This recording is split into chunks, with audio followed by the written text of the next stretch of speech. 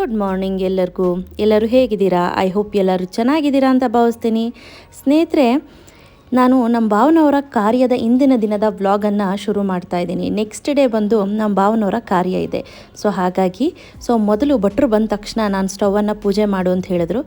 ಹಾಗಾಗಿ ಸ್ಟವನ್ನೆಲ್ಲ ಪೂಜೆ ತೊಳೆದ್ಬಿಟ್ಟು ನೀಟಾಗಿ ಸ್ವಲ್ಪ ಪೂಜೆಯನ್ನು ಮಾಡೋಣ ಅಂಥೇಳಿ ಅರಿಶಿನ ಕುಂಕುಮನ ಇಟ್ಟು ಪೂಜೆಯನ್ನು ಶುರು ಮಾಡಿದೆ.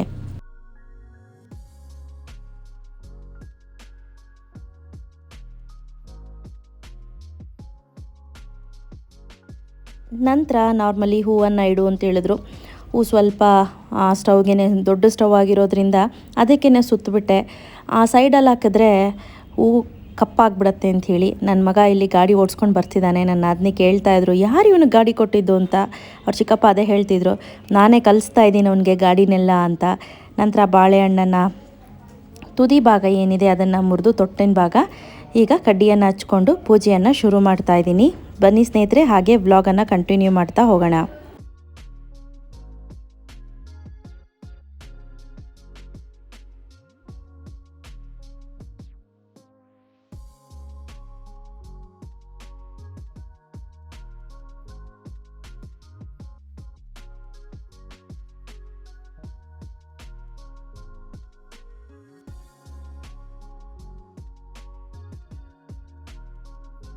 ನಂತರ ಭಟ್ರಿಗೆ ಅದು ಇದು ರುಬ್ಬೋದೆಲ್ಲ ಇದ್ದೇ ಇರುತ್ತೆ. ಹಾಗಾಗಿ ಕರೆಂಟ್ ಕನೆಕ್ಷನನ್ನು ಕೊಡಬೇಕಾಗಿತ್ತು. ಕರೆಂಟ್ ಕನೆಕ್ಷನ್ ಕೊಡಲಿಕ್ಕೆ ಇಲ್ಲಿ ಮನೆ ಒಳಗಡೆಯಿಂದ ಇಲ್ಲಿ ಕನೆಕ್ಷನನ್ನು ತೆಗೆದುಕೊಳ್ತಿದ್ವಿ.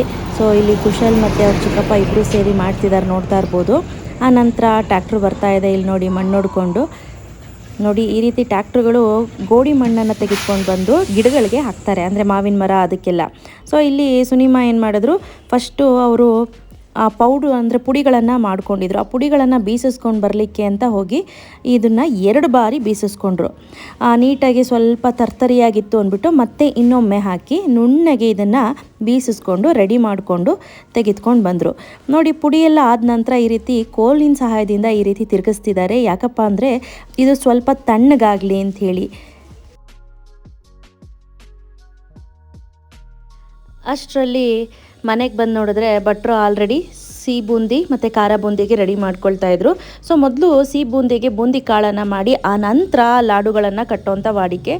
ಹಾಗಾಗಿ ಇಲ್ಲಿ ಬೂಂದಿಯನ್ನು ಸಿದ್ಧ ಮಾಡ್ಕೊಳ್ತಾ ಇದ್ರು. ಆ ನಂತರ ಇಲ್ಲಿ ಕಡಲೆ ಬೀಜನ ಕರಿತಾ ಇದ್ದಾರೆ. ನೋಡಿ, ಇದು ಬಂದು ಖಾರ ಬೂಂದಿಗೆ ಅಂಥೇಳಿ.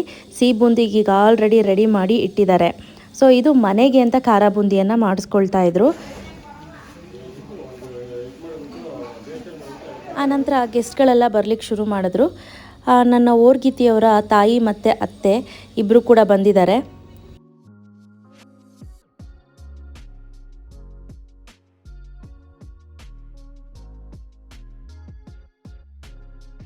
ಕಡಲೆ ಬೀಜ ಕರೆದಾದ ನಂತರ ಸ್ವಲ್ಪ ಬಾದಾಮಿ ಗೋಡಂಬಿ ಹಾಕಿ ಚೆನ್ನಾಗಿರುತ್ತೆ ಅಂತ ಹೇಳಿದೆ.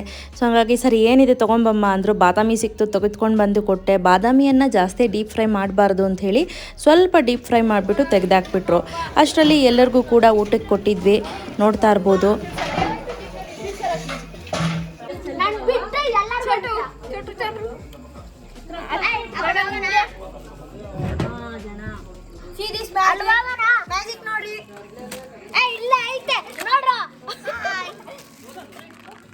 ಅಲ್ಲೇ ಇತ್ತು, ನೋಡಿದ್ರ ಗೊತ್ತಾಯ್ತಾ? ಇನ್ನೂ ಬೇಕಾ?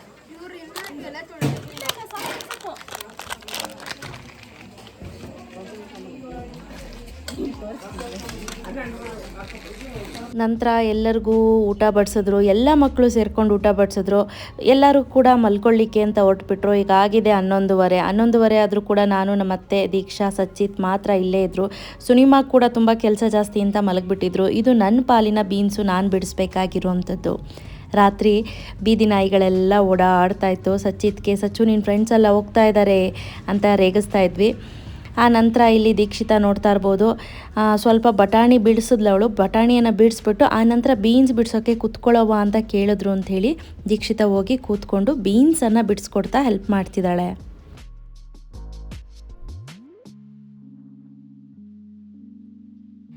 ಬೆಳಗ್ಗೆನೇ ಹಣ್ಣನ್ನು ಕಟ್ ಮಾಡ್ಕೊಳ್ತಿದ್ದಾರೆ ಎಡೆಗೆ ಅಂತ, ಮತ್ತು ಗೋರಿ ಮೇಲೆ ಹಾಕ್ಲಿಕ್ಕೆ ಅಂಥೇಳಿ.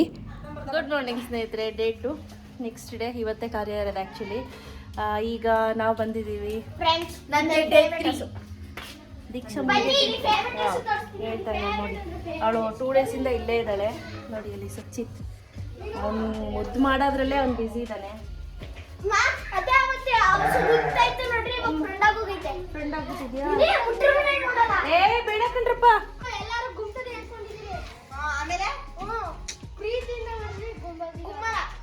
ಓಮ ಓನವ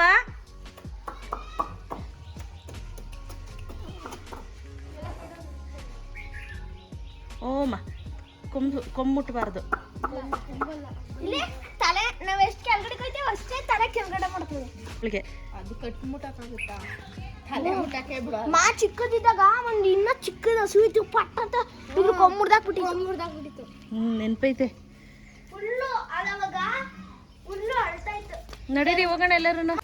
ಮುರ್ದಾಕ್ಬಿಟ್ಟಿದೆ ಇದು. ಯಾವುದು? ಮುರ್ದಾಕವನೆ. ಓಯ್ ಅದ್ ಮತ್ತೆ ಹೆಂಗ್ ಜಾಯಿನ್ ಮಾಡೋರೆ? ಅದು ದಾರ ಕಟ್ಟಿ ಎಲ್ಲ ಮಾಡ್ತಾವ್ರೆ. ಯಾರು ಮುರ್ದಾಕಿದ್ದ ಆಸನ? ಆದ್ರೂ ಮರಿಮ. ಓಹೋ. ಅದ್ರ ಜೊತೆ ಅದು ಮುರ್ದಾಕಲ್ಲ. ಅದು ಕೊಂಬು ಕೊಂಬು ಸಕ್ಕ ಶಾರ್ಪೈತಿ ಇದ್ರದು. ಅದು ಗುದ್ರ ಸೊಪ್ಪೈತಿ. ಒಟ್ನಲ್ಲಿ ಗುರಿಯೋದಿಲ್ಲ. ಇವೆರಡು ವರ್ಷ ಸಚ್ಚು ಮುಟ್ಬಾರ್ದಮ್ಮ ಕೊಂಬು, ಅದಕ್ಕೆ ಬೇಜಾರಾಗುತ್ತೆ. ಅದಕ್ಕೆ ಹೊಟ್ಟೆ ಉರಿತೈತೆ. ಓ ರಕ್ತ ಬಂದಿತ್ತ ಕೊಂಬುರ್ದೋಗಿ? ಇಲ್ಲಿ ಈ ಕಡೆ ಎಲ್ಲ ನೋಡ್ ಬನ್ನಿ. ಅಯ್ಯೋ ಮುಟ್ಟಕ್ ಹೋದ್ರೆ ಎದ್ರಕೋಡ್ತದೆ. ಕುತ್ಕೊಳ್ಳ ನಿನ್ಮೇಲೆ ಬೇಡ. ಕುತ್ಕೋತೀನಿ ಅನ್ನ ಮರಿಯಕ ಓನವಾ ಬೇಕಾದ್ರೆ ಕತ್ತಿ ತಗೊಂಡು ಕುತ್ಕೋಬಹುದು. ದೊಡ್ಡವ್ರು ಕುತ್ಕೊಳಕ ಇದು ದೊಡ್ಡದ ಆಯ್ತಾ ಇಷ್ಟು ದೊಡ್ಡದು. ಹೌದಾ? ಕೈ ತೋಟದಲ್ಲಿ ಸುಮಾರು ಗಿಡಗಳನ್ನು ಹಾಕೊಂಡಿದ್ದಾರೆ. ಹುಲ್ಲಿನ ಮೆದೆ ಇದೆ ಇಲ್ಲಿ. ಹುಲ್ಲು ಇಲ್ಲಿಂದ ತೆಗೆದುಕೊಂಡು ಹೋಗುವಂಥದ್ದು. ಸೊ ಇಲ್ಲಿ ನೋಡ್ತಾ ಇರ್ಬೋದು ಹಸುಗಳು, ತುಂಬ ಹಸುಗಳಿದ್ದಾವೆ. ಅಲ್ಲಿ ಒಂದು ಬಂಡೆ ಇದೆ, ಬಂಡೆ ಮೇಲೆ ಹತ್ತೋಗ್ಬೇಕು ಅಂತ ಆಸೆ. ಒಂದಿನ ಹೋಗೋಣ ಯಾವಾಗಾದ್ರೂ.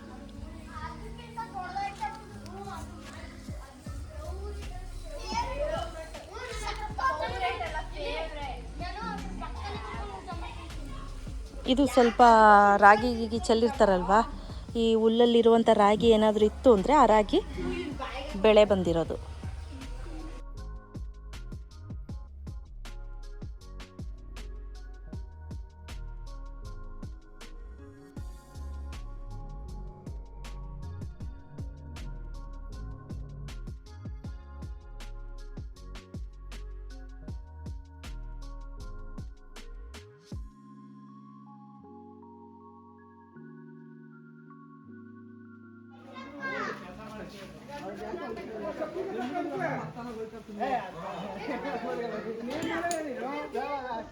ನಂತರ ಎಲ್ಲದಕ್ಕೂ ರೆಡಿ ಮಾಡಿಕೊಂಡು ಎಡೆಗೆಲ್ಲ ತೆಗೆದುಕೊಂಡು ತೋಟಕ್ಕೆ ಹೋದ್ವಿ, ಗೋರಿ ಸಮಾಧಿ ಹತ್ರ. ಅಲ್ಲಿ ಈಗ ಗೋರಿಯನ್ನು ಕಟ್ಟಿಸಿದ್ದಾರೆ. ಸೊ ಈಗ ಇಲ್ಲಿ ಪೂಜೆಯನ್ನು ಶುರು ಮಾಡಿದ್ದೀವಿ ಎಲ್ಲರೂ ಕೂಡ. ಸೊ ನಾನು ಅರಿಶಿನ ಕುಂಕುಮನೆಲ್ಲ ಹಾಕ್ತಾಯಿದ್ದೆ. ನಮ್ಮ ಬಾವನ ಪಕ್ಕದಲ್ಲೇ ನಾನು ಊರ್ಗಿತಿ ಸಮಾಧಿ ಕೂಡ ಇರೋದು. ಸೊ ಹಾಗಾಗಿ ಇಬ್ಬರೂ ದೂರ ಹಾಕಲಿಲ್ಲ. ಫಸ್ಟು ನಾನು ಊರ್ಗಿತಿ ಹೋದರು, ಆನಂತರ ನಮ್ಮ ಭಾವನವ್ರು ಹೋಗಿರೋದ್ರಿಂದ ಫಸ್ಟು ನಾನು ಊರ್ಗಿತಿದು ಸಮಾಧಿ, ಆನಂತರ ನಮ್ಮ ಭಾವನವ್ರದ್ದು ಪಕ್ಕದಲ್ಲೇ. ಈಗ ಸಮಾಧಿ ಮೇಲ್ಗಡೆ ಬಾಳೆ ಎಲೆಯನ್ನು ಹಾಸ್ಬಿಟ್ಟು ನಾವೇನಾದರೂ ಹಾಕೋದಿದ್ರೆ ತಿಂಡಿ ಸಾಮಾನು ಏನಿದೆ ಅದನ್ನೆಲ್ಲ ಸಮಾಧಿ ಮೇಲ್ಗಡೆನೇ ಹಾಕೋದು. ಮನೆಗೆ ತಗೊಂಡೋಗಿ ತಟ್ಟೆ ಖಾಲಿ ಮಾಡ್ಕೊಡಿ ಪೂಜೆ.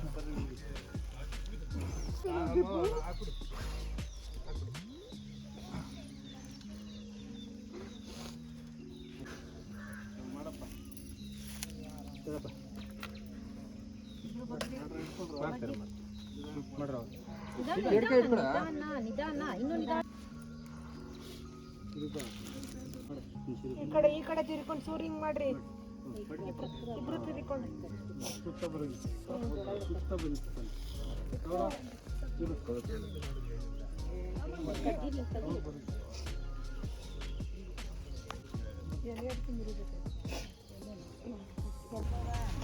ಎಲ್ಲ ವಾಹನ ಊರಲ್ಲೆಲ್ಲ ಹೊಟ್ಟೋದಿಲ್ಲ.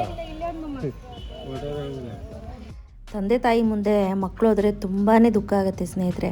ನಮ್ಮ ಅತ್ತೆ ಅಂತೂ ಪಾಪ ತುಂಬ ಅಳ್ತಿದ್ರು, ನೆನೆಸ್ಕೊಂಡು ದೀಪಾವಳಿ ದಿನ ಹುಟ್ಟಿದ್ದು ನನ್ನ ಮಗ ಅಂತ. ಆ ನಂತರ ಅಲ್ಲಿಂದ ಬಂದು ಇಲ್ಲಿ ಡೈರೆಕ್ಟಾಗಿ ಪೂರಿಯನ್ನು ರೆಡಿ ಮಾಡ್ಕೊಳ್ತಾ ಇದ್ರು. ಸೊ ದೀಕ್ಷಿತಾ ಮತ್ತು ಶಿಶಿರ ಇಬ್ಬರು ಕೂಡ ಪೂರಿಗೆ ಹೆಲ್ಪ್ ಮಾಡ್ತಾ ಇದ್ದಾರೆ. ಇಲ್ಲಿ ನೋಡ್ತಾ ಇರ್ಬೋದು ದೀಕ್ಷಿತಾ ಫುಲ್ ಭಟ್ರ ಜೊತೆ ಫುಲ್ ಆ ಕೆಲಸ ಕಲ್ತ್ಕೊಳ್ತೀನಿ, ಈ ಕೆಲಸ ಕಲ್ತ್ಕೊಳ್ತೀನಿ ಅಂತ ಕಲ್ತ್ಕೊಳ್ತಾ ಇದ್ಲು. ತುಂಬ ಖುಷಿಯಾಯಿತು. ಅಟ್ಲೀಸ್ಟ್ ಒಂದು ಸ್ಟೆಪ್ ಮುಂದೆ ಹೋಗಿ ಏನಾದರೂ ಮಾಡಬೇಕು ಅಂತ ಮಾಡ್ತಿದ್ದಾಳಲ್ಲ ಅಂತ ನನಗೆ ತುಂಬಾ ಖುಷಿಯಾಯಿತು. ಫುಲ್ ಟಯರ್ಡ್ ಆಗಿಬಿಟ್ಟಿದೆ, ಕೆಲಸ ಜಾಸ್ತಿ ಇದ್ದೇ. ನೋಡ್ತಾ ಇರ್ಬೋದು ವೀಳ್ಯದೆಲೆ ಅಂಬಿದೆ ನೋಡಿ ನಮ್ಮ ಮಗಳು.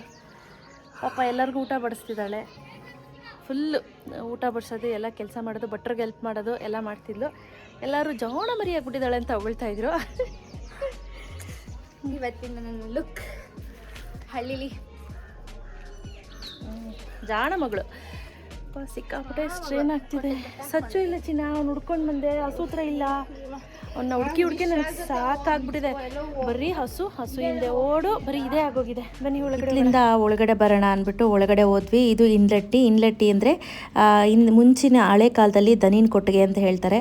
ಇಲ್ಲಿ ಅಂದರೆ ಪಾತ್ರೆ ಬೆಳಗಲಿಕ್ಕೆ ಎಲ್ಲದಕ್ಕೂ ಕೂಡ ಇಲ್ಲೇ ಇದು ಮಾಡ್ತಿದ್ದಿದ್ದು. ಇಲ್ಲಿ ನೀವು ನೋಡ್ತಾ ಇರ್ಬೋದು ನಮ್ಮ ಭಾವನವರು ಮತ್ತು ನನ್ನ ಓರ್ಗಿತಿ ಇಬ್ಬರದು ಕೂಡ ಎಡೆಯನ್ನು ಇಟ್ಟು ಪೂಜೆ ಮಾಡ್ತಾ ಇದ್ದೀವಿ. ಆನಂತರ ಸುನಿಮಾಗೆ ಊಟನ ಲಾಸ್ಟಲ್ಲಿ ನಾವು ಕೂತ್ಕೊಂಡು ಊಟಕ್ಕೆ ಅಂತ ಕೂತ್ಕೊಂಡಿದ್ದು. ನಿಜವಾಗ್ಲೂ ಒಂಥರ ಬೇಜಾರಾಗುತ್ತೆ. ಇನ್ಯಾವತ್ತೂ ಈ ರೀತಿ ಕಾರ್ಯಗಳು ಮಾಡ್ಲಿಕ್ಕೆ ಬರಬಾರ್ದಪ್ಪ ಅಂತ ನಾನು ದೇವರಲ್ಲಿ ಕೇಳ್ಕೊಳ್ತೀನಿ. ಎಲ್ಲ ಮುಗೀತು, ಕಾರ್ಯ ಎಲ್ಲ ಮುಗೀತು, ಹೀಗಾಗಿದೆ. ಸಂಜೆ 5:45 ಆಗ್ತಾ ಇದೆ. ಬಿಸಿಲು. ತೋಟದಕ್ಕೆ ಬಂದ್ವಿ. ತೋಟದಿಂದ ಈಗ ಡೈರೆಕ್ಟಾಗಿ ಹೊರಡಬೇಕು.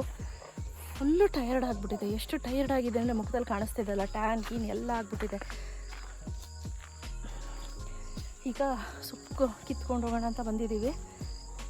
ಫ್ರೆಶ್, ಯಾವುದೇ ರೀತಿ ಪೆಸ್ಟಿಸೈಡ್ಸ್ ಕೆಮಿಕಲ್ ಹಾಕದೆ ಬೆಳೆದಿರೋಂಥ ಸೊಪ್ಪಲ್ವಾ, ಸೊ ಹಾಗಾಗಿ ತೊಗೊಂಡೋಗೋಣ ಅಂತ.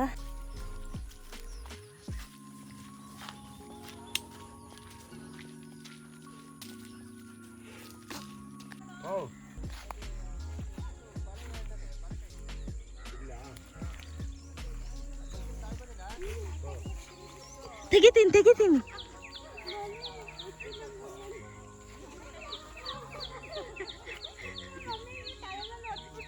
ನಗರ ಹೋದ್ಲಪ್ಪ.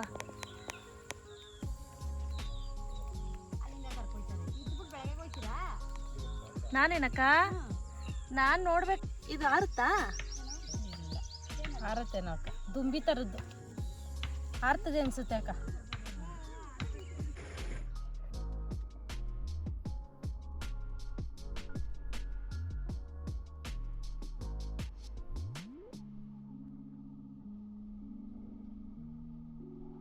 ಈ ವ್ಲಾಗ್ ನಿಮಗೆಲ್ಲರಿಗೂ ಇಷ್ಟ ಆಗಿದೆ ಅಂತ ಅಂದ್ಕೊಳ್ತೀನಿ. ಕೆಲವಾರು ಪರ್ಸ್ನಲ್ ರೀಸನ್ನಿಂದ ತುಂಬ ವೀಡಿಯೋಸನ್ನು ಶೂಟ್ ಮಾಡಲಿಕ್ಕಾಗಲಿಲ್ಲ. ಯಾಕಪ್ಪ ಅಂದರೆ ನಾನು ಅಲ್ಲಿ ಕೆಲಸ ಮಾಡ್ತಾ ನಿಂತಿದ್ದೆ, ಹಾಗಾಗಿ. ಸೊ ಇವಾಗ ನಾವು ಬೆಂಗಳೂರಿಗೆ ಹೊರಟ್ವಿ, 7:30ಗೆ ಬಿಟ್ವಿ. ನೋಡ್ತಾ ಇರ್ಬೋದು ಕತ್ಲಾಗ್ಬಿಟ್ಟಿದೆ. ಇವತ್ತಿನ ವ್ಲಾಗನ್ನು ನಾನು ಇಲ್ಲೇ ಮುಗಿಸ್ತೀನಿ ಸ್ನೇಹಿತರೆ. Thanks for watching. ಬಾಯ್.